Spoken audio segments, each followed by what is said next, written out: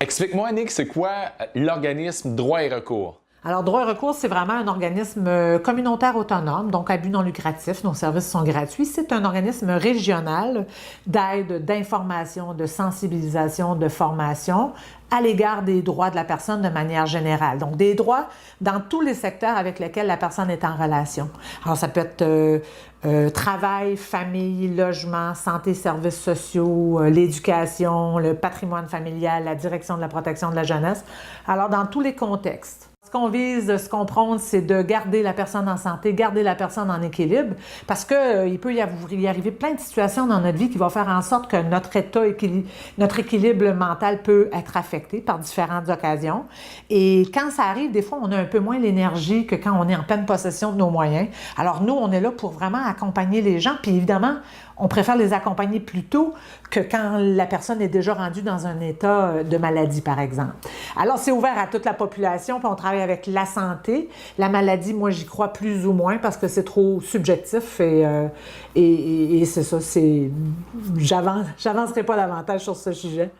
Comment vous entrez dans la vie d'une personne? En fait, c'est les gens qui communiquent avec nous, donc c'est vraiment à l'initiative de la personne qui pense avoir besoin d'aide, de support, d'information.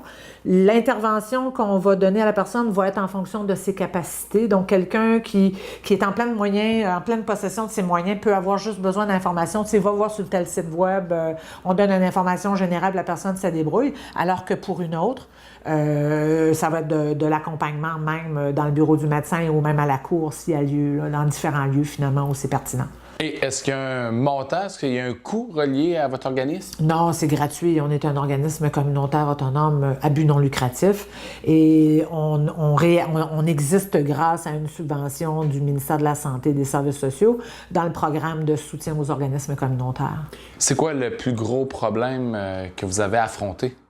C'est les institutions psychiatriques. C'est la prise en charge par les institutions de la maladie comme étant la seule et l'unique cause au niveau biomédical. Et la seule réponse, c'est aussi par de la médication avec des effets secondaires incroyables. C'est pas mal ça.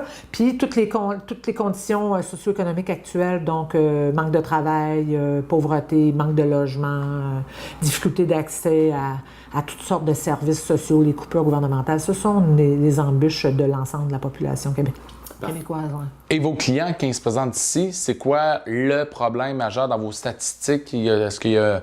En fait, je vais corriger, ce ne sont pas des clients ici. Les clients, je veux dire, pour nous, c'est comme quelqu'un qui achète un service. Alors pour nous, c'est pas un usager, c'est pas un utilisateur de service, c'est pas comme une vieille vadrouille, ce sont des personnes, au même titre que moi et vous, qui débarquent ici et puis qu'on accompagne à la même hauteur. C'est pas parce que je suis la directrice que je suis plus grande, plus haute et plus respectable. C'est vraiment, j'apprends autant que je montre.